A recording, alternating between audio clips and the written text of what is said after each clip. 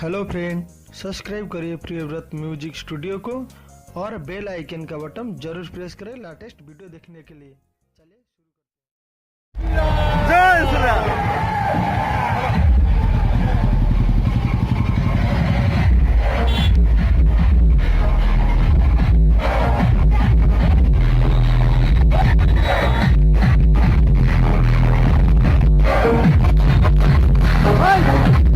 लेकिन याद रखना, अगर कोई